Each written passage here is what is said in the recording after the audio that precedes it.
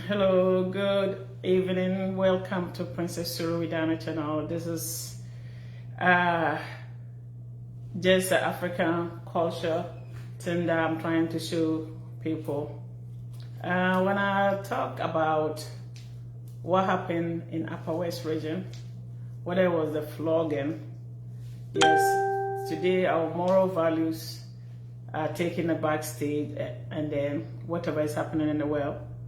Welcome to the development world today. Development comes with crime.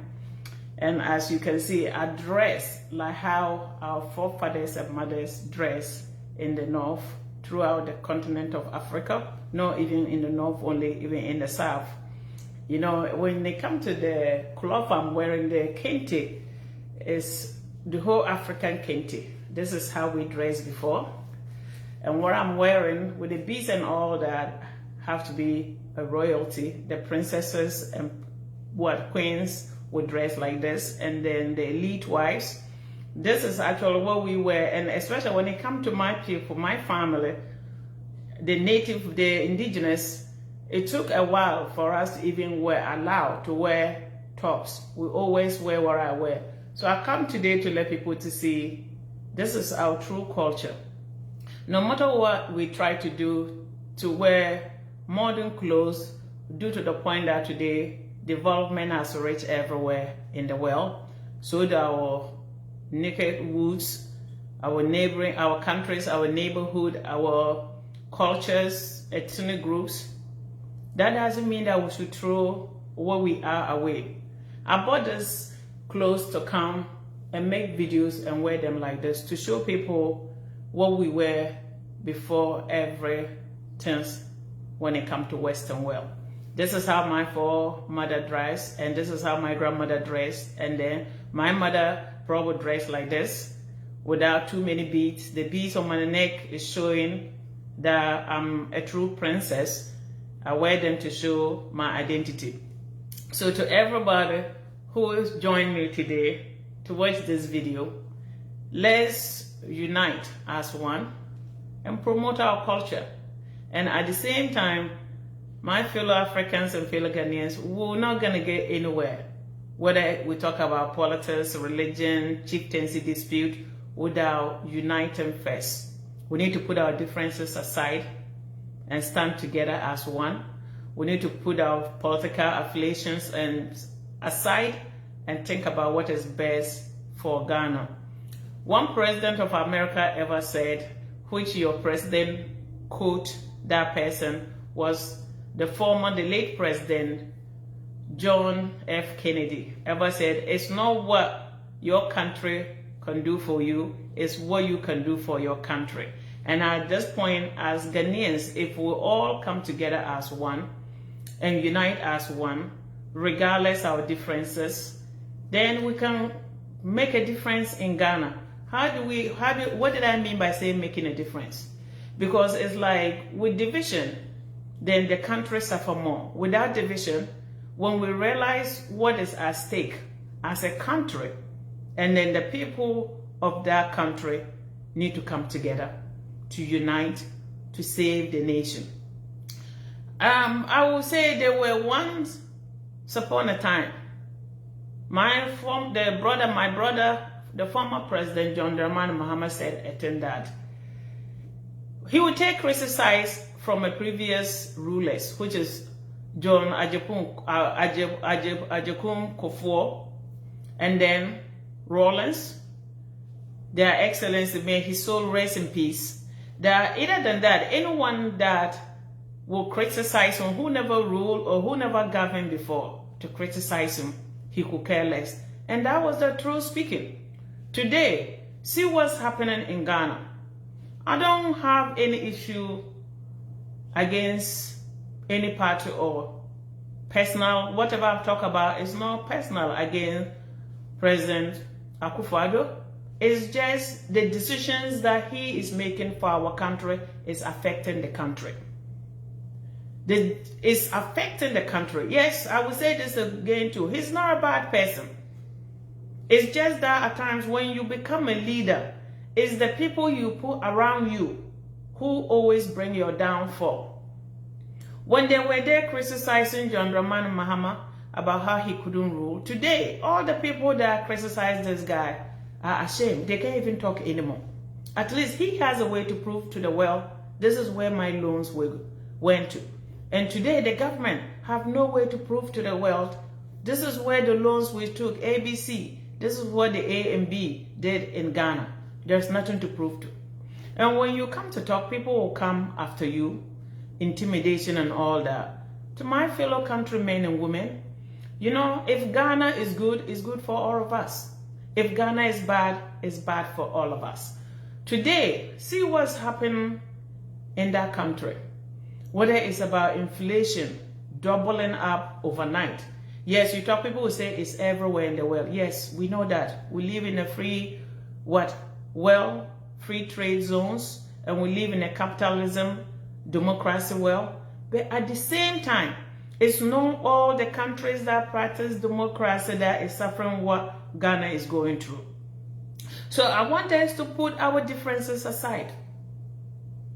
Today, if a Ghanaian is crying, is the elite of Ghana crying? The answer is no. Is the president and his cabinet, are they crying? The answer is no. Is the poor, the taxpayers who are crying? And there were one professor, it should be Patrick Lumumba, I don't know whether I mentioned this name well. He said, in Africa, we have issues, so many issues in Africa. Those that have ideas have no power. And those with power have no ideas. The sad thing is that any leader that will lead a country without having any remorse, without having any sympathy, without thinking about what will I feel if I were to do this. Any country that will have a leader who doesn't put the citizens of the country first is always born to be a failed leader in that country. And that's what we are seeing in Ghana today. So I sit today to play to my fellow countrymen and women. I accept the NDC membership. I agree that for all the insult and everything, all of us cannot talk. God put us on this planet for some of us to speak to those who cannot speak, to become their voice. And if me will represent some of those people that cannot speak, then I accept this challenge, regardless the cost. I always say it and I will say it. I'm a true descendant of my forefather Suri and Widana I, who created the Wala Kingdom. And where I speak, I stand on the kingdom of the Northern Kingdom, the footstep. I'm a descendant of the Northern Kingdoms and throughout Ghana. Anything that will affect Ghana affect me, whether I live there or not. When I came in there, the money I spent, the people I took care of. I have my entire family except my husband. I got married and left the country. And migrated to my husband's country, and my husband's country became my country. But that doesn't mean that I still don't have a birthright to talk about the issues that affect the average Ghanaian. Today, when we were talking about these things, during the 2020 elections, people were there cursing, saying all kinds of things, all kinds of name callings. I took it all with a pride, knowing that at the end of the day, I'm at the right side with history. I'm not on the right side, wrong side. So my fellow countrymen and women, let's join hands together. We have nowhere to go but Ghana. If Ghana is good, all of us enjoy. If Ghana is bad, all of us lose. So please, put our differences aside, regardless party, and unite as one to voice your opinion, to go out there, demonstrate peacefully. You put the government in power. You voted them in power. The power belongs to the people, not the people that you put into the offices. Today, it's only in Africa that the politicians become the most powerful person. In the part of the world I live, the politicians work for the people because they know at the end of the day, we are the one that put them in power. But here is the thing that in Africa, we don't think about our future. No matter what these politicians does to us, day in, day out, year in, year out, at the end of the day, when politics comes around, they come and throw you guys tokens, whether it's oil, gallon of oil, whether it's a rice a bag of rice, and you flog to those scenes and forgot about tomorrow. And realize that the average African doesn't need much. What do you need? Just the 4 basic fundamental things that every human being needs in this planet to survive is what we need. In the third world countries, the government don't take care of the citizens. If you have clean water for them to drink, that's what you provide for your citizens. They pay taxes. If you have good roads for them to continue their day-to-day life, to do their trading, that's all that they ask for.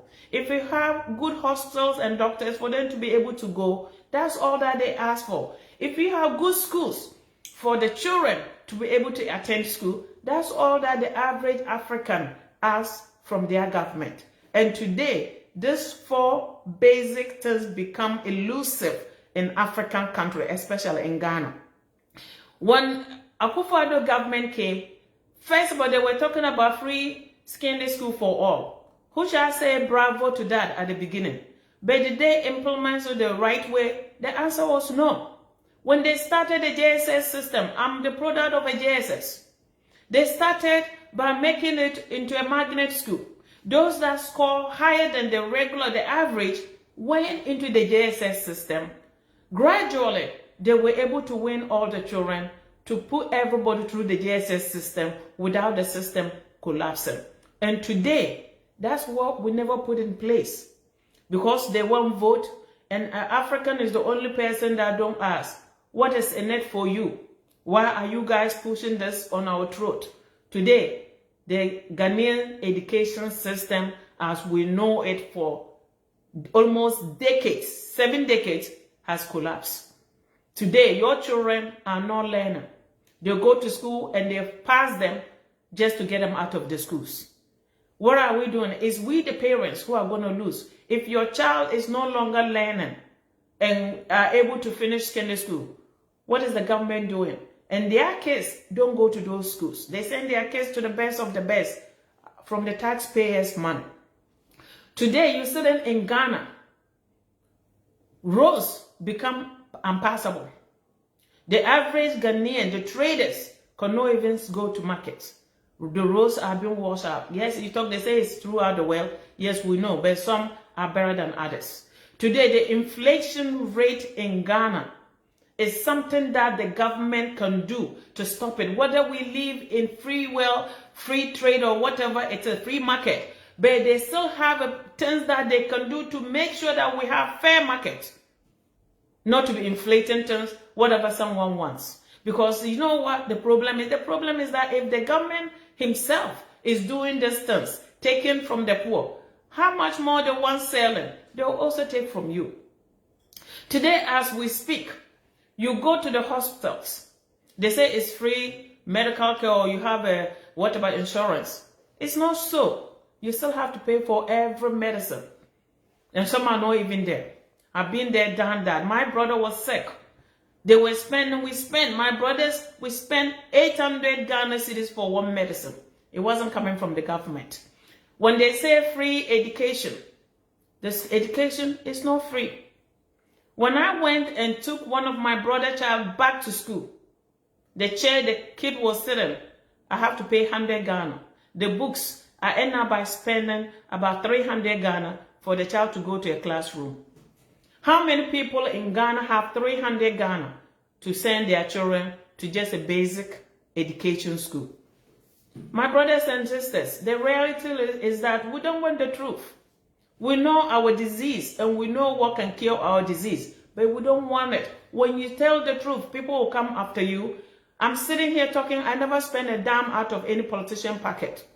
There were those that will question me, who is paying me? Nobody pays me. I do it out of my heart. And I believe I'm a product of the northern kingdoms. My forefather created a kingdom, settled people, lose everything that he had. I stand on his footsteps and every kingdom footsteps to talk about some of this issue. I believe in humanity and I believe in equality. The sadness when you come to Africa and see the poverty level in that continent and in our various countries, it overwhelms you and you don't even know what to do. At times, I can lay in bed and think about issues, and I cannot close my eyes. You ask yourself, where did Africa goes wrong when our forefathers and mothers built pyramid, invented medicine, invented schooling? The first university was built in Timbuktu. That was in Africa. The first barracks were built in Nubia, today Sudan, modern day Sudan. Where do we go wrong? And when you try to talk, people try to put their issues on the Europeans. Western world will not let Africa to stand on their feet. The answer is no. It's you, the African leaders, the failed leadership, the leadership that we have in Africa is not for Africans. It's always about themselves. Who can steal more? Who can take more for their families? If we were to have leadership in Africa and get good leadership, I don't think Africans will even travel to any part of the world, because we have everything in Africa. We have everything. The resources of this world, whether it's natural resources, is all in Africa. Today you come to the Western world, they have snows and everything. They still have solar panel, wind machines to make light. How come Africa have the highest sun, and yet our governments are not coming out to do anything to turn this thing around? And yet lies out, lies in. The Akosombo Dam was built by Nkrumah. That's the only thing we still have. The only person that even did something small about electricity system in Ghana was John Dramani Mahama and then Rawlings. Today, as we speak, they have so many things they can do in Africa. But yes, did the government and then the leaders or the so-called leaders to come, did they want Africa to stand straight? Did they want Africans to get out of poverty? The answer is no, they don't. Because if they do, who can they come and deceive again to gain? They will not have anybody to deceive. My brothers and sisters, let's open our eyes. This social media has been good and bad. Take the good side to benefit your community. Let's not sit and pretend to be naive and be in denial, to let people to come out every day, day in, day out, to lie to us. While overnight, these people come from zero wealth. Overnight, they become multi-millionaires, building mansions around the world, hiding money everywhere. Meanwhile, the average African child is still suffering from poverty. We say today as I talk, what Africans don't know is that the continent of Africa today does not belong to we, the ones who live in the continent.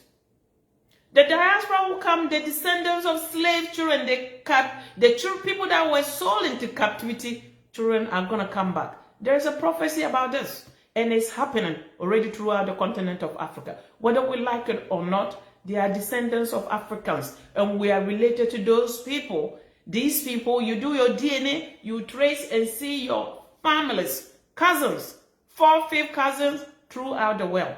And I can testify to that. So do each of you in the continent of Africa, whether as well West Africa, whether you like it or not. And it makes us to want to think twice. What can we do to bring our continent to the light?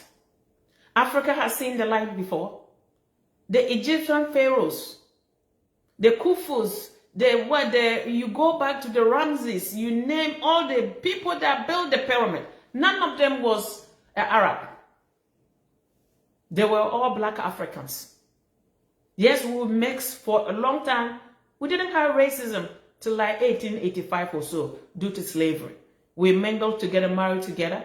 I have about 2-3% of white in me. Generations ago, about 8 generations ago, we're all the same family, live together, eat together, do everything together. So that doesn't make us to sit today and blame all our issues into the Western world without thinking about what are we doing in our own house for the Western world to be blamed for our issues. The answer, number one answer, is that corrupt leadership, greedy leaders, people that are incapable of leading become leaders. And then the #1 killer of Africa is tribalism. When people come, they were the same government. People used to come and sit on national television station and we call groups out, cursing them. And nobody in the MPP party will come out and say, listen, at the end of the day, we are all Ghanaians. Let's put the country first. Let's unite as one. And then when I come out to talk about some of this, then they label me as a tribalistic person. Of course, I'm proud of my culture. I'm proud of my forefathers and mothers for what they did and what they stood for, and always believe in equality. Today, do we believe in equality in Africa? The answer is no. You see, one person will come in, steal and steal and steal and steal. And the sad thing is that people will have these radio stations. You need to start asking questions too. And say, oh, they are for Ghana. They want to fight for Ghana. You name Shatawale, all this Tracy Boache, Afua Schwarzenegger, all of those people are in it for themselves. They will come and make, they give them money and they are silent. And then you still have those people following them. Why are you following them for? Trying to blackmail people for money. And then we still get up every day and follow them. Ask anyone that will come and say they are doing this for the country. Believe in the ones that are genuine, who is still there talking day in, day out. They are the ones that have the best interest of that country. Not the ones that will be hungry for money and will come and lie and come back the following day and say a different thing. You name it, you are now, open your eyes. You've seen it all on social media.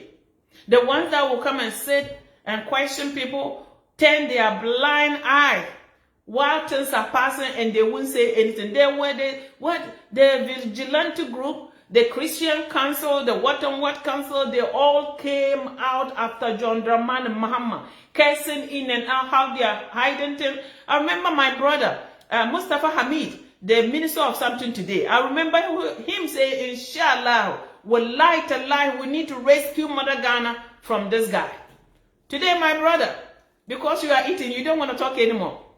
You know, they say what you sow is what you reap. And the sad thing is like what goes around comes around. Nobody say people don't eat from your workplace.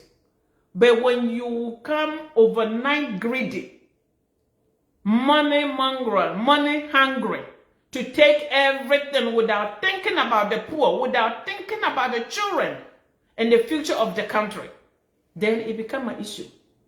My brothers and sisters, I love every Ghanaian. I love the country, Ghana. I love the continent of Africa. If that country is good, it's good for all of us. Believe it or not, we, the Asian, the European, the Africans, you name it, we are all the same family. We come from one mother, one father, grandchildren. So when we sit and we'll not think about what can we do to also make our country to look like our Western counterpart, our brothers and sisters country. What can we do if Dubai in 1960, Dubai was a desert. In the 90s, if Dubai was still like unheard of, overnight, Dubai become the Mecca for everybody to want to run to. And the Africans are flogging over there. You know, the mindset of our leadership, then you start wondering. When you go there and sleep in a 5-star hotel, letting the Burj Khalifa out with the Ghana flag, what reason and what is your mindset? What are you thinking at that moment when you go to lay on a 5-star or 7-star hotel with the country money, lightening the Burj Khalifa with Ghana flag? Every Ghanaian need to ask the president, what was the purpose? Ghana has been known throughout the world. The first nation in the continent of Africa who gained independence. Liberia was never colonized. Ghana is known for our gold. Ghana is known throughout, even if those things don't let people to know about us, the soccer, football, but the Black Star has put in Ghana on the world map. If none of those things were done, Rollins has put in Ghana on the map, so do Nkrumah. So we didn't need the president to go to Dubai. We didn't need them to do that. To lit Burj Khalifa with the Ghana flag to waste taxpayers' money And nobody question, nobody say anything. And the sad thing is that when I see the youth to come to my page, MPP youth, to insult me for talking the truth and refuse to take to the street to demand equality peacefully, it becomes like, who are we denying by ourselves? If your finance minister can be a keynote speaker on a graduation ceremony, can tell the people that he's supposed to encourage that the government has no jobs, they have no payroll for you guys, then you have the audacity to come and attack me without demanding for them to lay off anybody that is 60 plus and still working need to be laid off for the new generation to get into the workforce. We have people sitting today who doesn't know how to use a computer. Even a smartphone is a problem. They're still sitting in the office today working. Lay them off. Give them early retirement. Retire them and get the future leaders in place for them to start learning about what we want Ghana to look like in future. It's common sense. It doesn't take that much equation for you to figure this out. It doesn't take a rocket scientist to know this dynamics. Please, my country people, when I talk about these things, it comes from the bottom of my heart. I believe in Ghana. I believe in Mother Ghana. I believe our mother wants us to stand and speak up for her. She gave birth to us, give us the voices, those that have the voice, to speak for Mother Ghana. Today, when you criticize the government, it's something that if we are to practice democracy, we are to accept democracy stuff. If we are to believe in capitalism, we should be able to practice capitalism too. Today, you talk against the government, and then they will send people after you. They put the national security to terrorize you, to intimidate you, and forget that. And one thing that every Ghanaian need to worry about is that if a country is ruled by a party line, that country will never get anywhere apart from to head to disaster. Because there's no way a country will survive. When you go to that country, if MPP is on power, MPP is everything. If NDC is on power, NDC is everything. Countrymen and women, we need to sit on the table to solve this issue. It's a problem. And to the point that it even works in the marketplace. Even the average market woman who have their shops, when the powers change, they will take the stores from them and give them to other people, the other government. It happens everywhere. If MDC is on power, they give the stores to the NDC. If MPP on power, the MPP come and do the same thing. This goes to all the parties.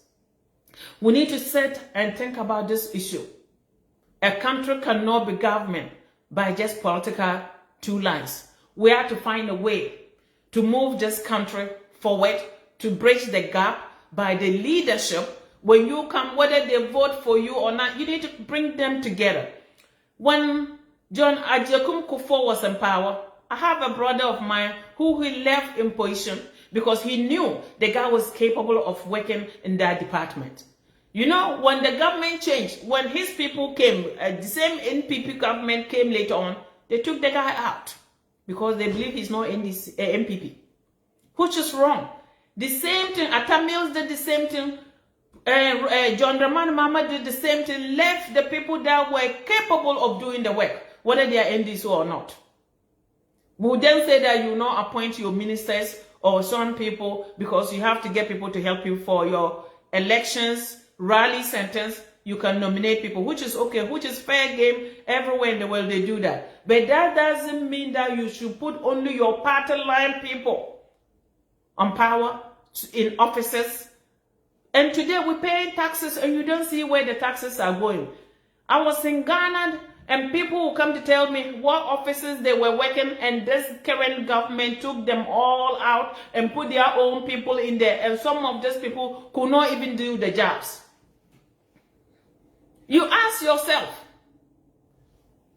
what is the dream of Nkrumah? The dream Nkrumah had. Forward. Ever backwards, never. Where's the dream? And now we are backwards. Please, let's put our political affiliation aside and start thinking seriously about the basic things that are affecting Ghana, as well when it comes to the continent of Africa, as well Ghana. What is affecting us today? When a government can no longer say this person is qualified, you can head this department. Once upon a time, there were once a leader in Ghana who did that, didn't care who you were, didn't care your ethnicity or anything. That was Rawlings. He said the country cannot be governed by one political party or one ethnic group. We are all Ghanaians and we all have to help. It takes a village to raise a child, and it takes the whole country to make sure the nation is heading the right way. One person cannot do it, one ethnic group cannot do it all. And as we can see, it's failing big time. It's so sad to see that things that we never had in our lifetime, that the government, current government, is selling the whole Ghana. And you guys are sitting down quiet. Take to the street, demonstrate. That's your civil right. That's your duty as a citizen. What is a citizen duty in your country? To stand up for your country. Your country, your mother Ghana has no voice on her own. The children of mother Ghana become his voice. Take to the street, demonstrate peacefully.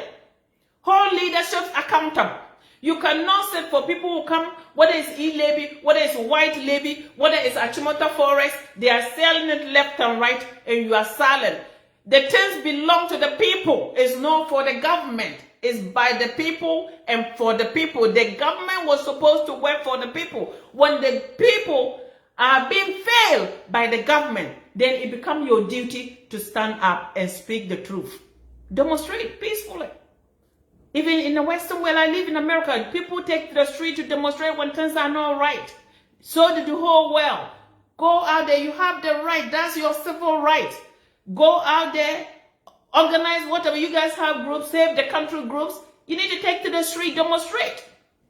And I don't understand, Ghana is the only place that I don't see these groups have lawyers to take the country to court to demand that the people are taking the country to court so they cannot sell things. It's only in Ghana that I see these things. Where are the groups, the lawyers for the country, Mother Ghana? So you want to say Mother Ghana give voice and education to you lawyers, and you cannot fight for Mother Ghana? Mother Ghana need the lawyers who were educated by Mother Ghana, man, resources and everything to make a living. Stand up for Mother Ghana. Every country have this political group, lawyers group, who will take government to court to hold them accountable, to let them change things. Do you know, let me go back to tell you guys the example. During President Trump, there were a law about abandoned people. But no, some groups cannot come into the country. He put some laws in place. Lawyers for America took Trump the administration to court to hold that law not to work. They do it. And so the different part of the world. Why can't we do the same thing in Africa? It's simple because we are all corrupt. Everybody in Africa is for themselves. What can I get? All that they give a damn about is kickbacks. It's not about the country or it's not about the continent. And Mother Ghana will not forgive each of you for staying silent. To the Christian Council, the vigilante groups, those that were out there cursing John Dramani Mahama day in, day out. Mother Ghana will not forgive you guys for taking one side, for staying silent. Come out and speak the truth. The truth is one. Only one. And if you believe in God and still have it in your heart and believe that God put us in this world to do the right thing, to follow the 10 Commandments, it's you guys' duty to stand up for this injustice in Ghana. For the few, 1% or less than 1%, to try to sell everything simply because they know what they did in Ghana. It will take centuries for them to ever have an office. Because of that, they are selling everything. And all Ghanaians are silent. The youth is your future that they are destroying. You guys have to speak up, stand up for your future. If you guys are silent today, that means you have no future tomorrow. When the loans they are taking to fill their pocket, whether they are taking private jet, they don't want Ghanaian crew and the jets so that they can take whatever they want to take to go hide. If you're silent, it's your duty. It's your future. By then, I will not be around. I'll be long gone. Nobody's going to achieve mortality. We're all going to die. Everybody's going to die. At the end of the day, God will ask you, your creator will ask you, the contract you signed, the oath you took with me to come into this world, what did you use that oath that you took to do to benefit mankind, humanity? You have to answer. And each of us has a duty in our various countries. Those that can speak, even if you cannot speak, peaceful demonstration is every citizen goddamn right to go out there and demonstrate. It's your citizen. That's what makes you a citizen of a country. That's a freedom of speech. You go out there, voice your opinion. Maybe at times the leaders become immune. They become numb. They become like, I don't know, they live in la land. They don't think wherever they come from, they forget who they were before they get to where they are. It's your duty as voters and taxpayers to remind them, we are the one that put you in place. And if you forgot us, we can take you guys out by voting you out. It's so sad. It's only the African continent that you go and see those politicians come into the neighborhood, do only politics. To come and do politics, give you guys money, and you vote for them. And the following day, they come, you vote for them. After election, you don't see anybody over there. And yet, you still follow them. And the certain, please, do not put politics on religion lines. Religion and politics have nothing to do with each other. When we mix in those two, it becomes no. And the mega churches in Ghana is also one of our downfall. I applaud President Kagame of Rwanda for getting rid of every church who does not have a clergy certificate of a university. I applaud him for doing that. That's one of the downfall in Ghana. You're sitting there, broad daylight on television station. This government is watching people, showing how to kill people to make money, rituals and things, and they are not blocking anything. You see what they reduce your children to? You go to school, they say they don't have jobs for you. Now they bring jobs for your children. Go do struggle on the street corner, sell things, and they brought you all these propaganda stations, whether it's rituals, money. The mega churches become the school for your children to work and take their money to go for them to do rituals for them. I just saw a video on social media now. A guy from either London or America here who took his 2 children to go kill so that he can become rich. That's what the government has reduced Mother Ghana to. It's so sad. And nobody is condemning this. The Christian Council, the Islamic Council, you guys need to speak up. This barbaric are luring people to come on television stations to show these rituals. It's abomination. Because I'm not insulting. Whatever we can do to save Mother Ghana and the children of Ghana, let's do it. Do you think the guy that killed people in Sunjana or whatever and stuck them on a refrigerator, freezer, where did the guy learn that from? It's because the government is allowing these things on public television, TV station, and they are showing them in people's households. Why wouldn't the country be backwards?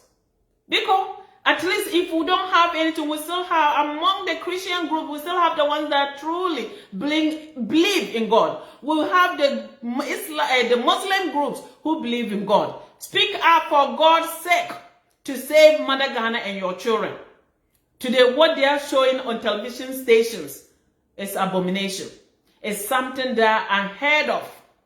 It become today, you sit on television station with your 5-year-old. They're showing people how to kill someone. You don't need blood or you need blood to do money rituals. How they can make money. Ask yourself if that particular person know how to make money.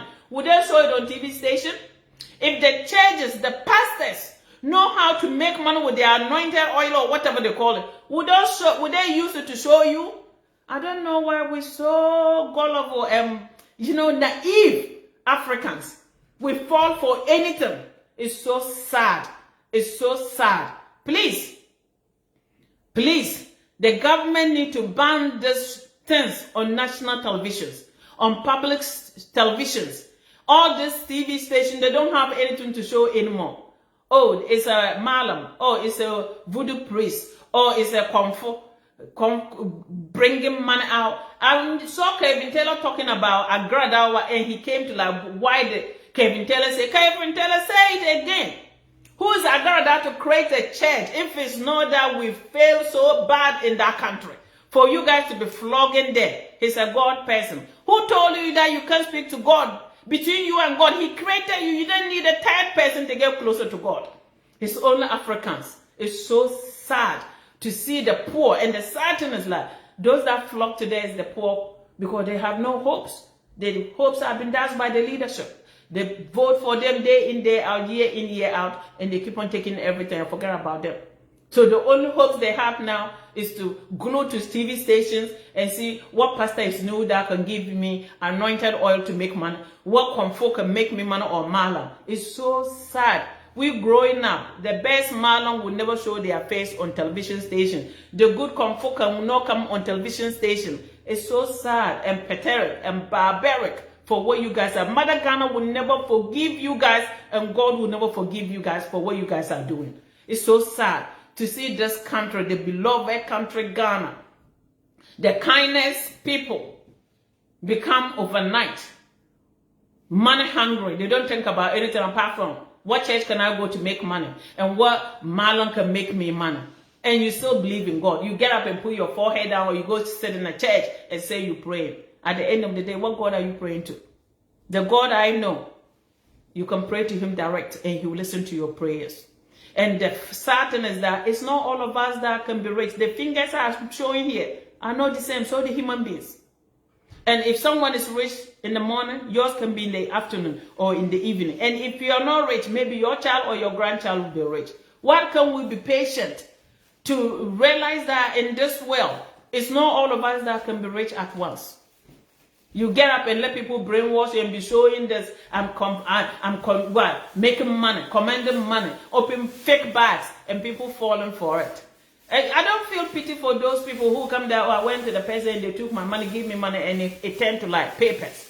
I don't feel sorry for you guys and the whole Ghanaians for what we're going through in Ghana at this point. I say bravo and kudos to you, the ones that voted for the government. Today, at least my brother is jubilating and say, at least, God, thank you, Papa God, thank you for me putting my haters, for putting my enemies to a shame. All the people, the insult, this guy took it all with pride. Today, you see what's going on in that country? I used to say it and we say it today. I'll say at the end of the day, I know I'm standing at the right side of history. And because I was telling the truth, I know that was the right thing to do, and I know God will not forgive each of you if you don't stand up for the truth, if you don't bring this country together as one and unite us regardless of our party differences. Let's stand for Mother Ghana to make sure the country and the nation is heading the right way. At this point, if you guys don't speak up, by the time this government is gone, you have nothing left but to pay debt for 50 years to come. Mark it on the wall. I believe what I'm saying. I'm at the right side of history. So, and if I will say this things and come to Ghana, and you guys will be blocking my phones, not to be able to block, so be it. I live in my country. I will stay in my adopted country, but I will always speak the things that affect the average Ghanaian. I have the birthright to talk about Ghana. I will talk today and talk tomorrow, even if it happened to be my last breath. But I will talk for Mother Ghana. I come today because of that. And anyone that love what I'm doing, follow my page, like the page, and help me share this video. Help me share the videos. It's for all of us. You may not understand, but you know, a couple of years ago, people didn't understand me. They attacked me, and today those that attack me will come and say, I'm sorry, my sister. When I was in Ghana, the things I saw, people saying that I wish I didn't vote for this person. I will never vote again. I say, you don't say that. Use your brain. Before you vote, think, sleep and pray. Tell God to guide you to choose the leader who care about the country, to choose the leader who care about a nation. That's what you need. Do not say you won't vote again. Thank you, and may the Lord bless us all and protect us from all evil. In his name, amen.